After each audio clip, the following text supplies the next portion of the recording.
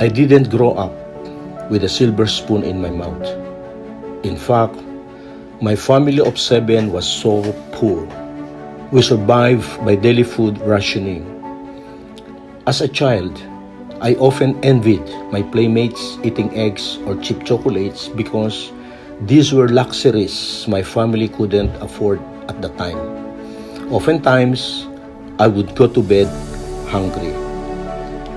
I didn't go beyond high school because my father simply couldn't afford it.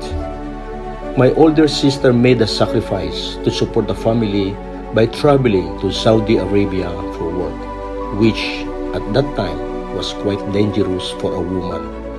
I was so angry as to why she, a woman, had to sacrifice for us when I, as a man, should been able to help take care of the family. I was also being rejected the opportunity to be a seaman despite fulfilling all the requirements. My spirit sank as I needed it to help support my family.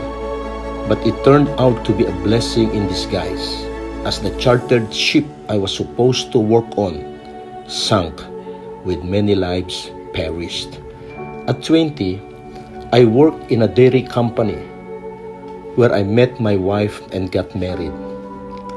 We started a family and we were happy, but I was still very much in poverty. We had to work really hard to make ends meet. I even opted to work as a mechanic just to earn a little more money. I eventually turned to God. And when I saw how the Bible changed my father's life, I began my journey into Bible school and even established my own ministry. But I had to leave work to focus on being a full-time pastor.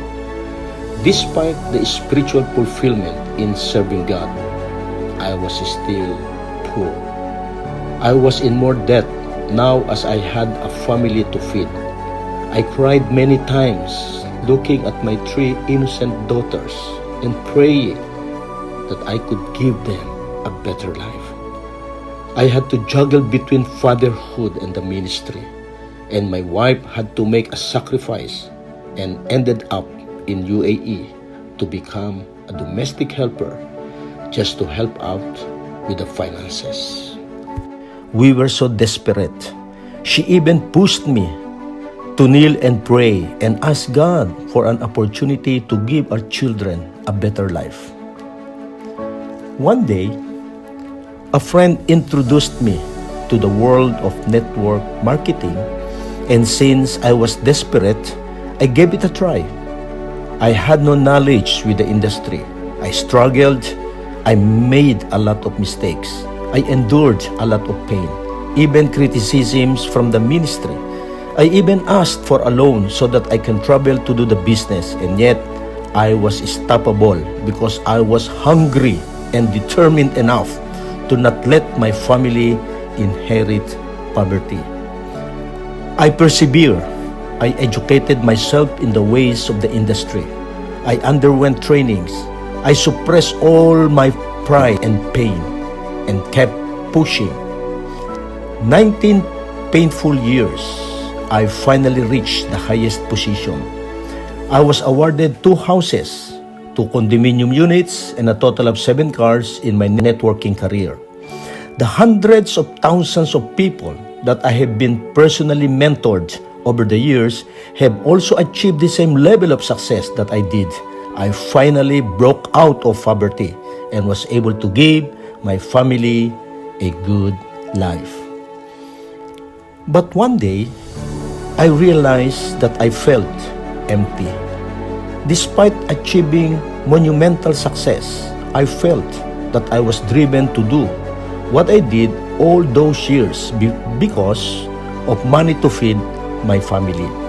I felt that I haven't achieved my true life purpose. I was in despair again.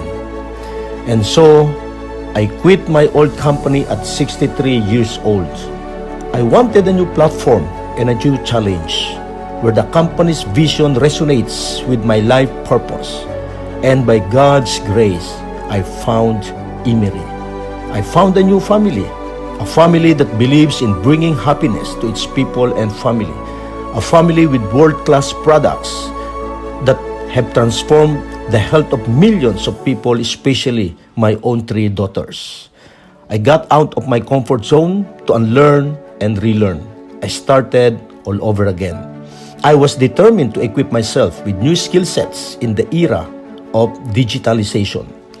Within the shortest time, I have built a successful home-based business through IMMERI's product from Asia to Africa, offline and online. In my new lease of life, I have mentored tens of thousands of people into creating their own home-based business, drawing residual income beyond their wildest dreams.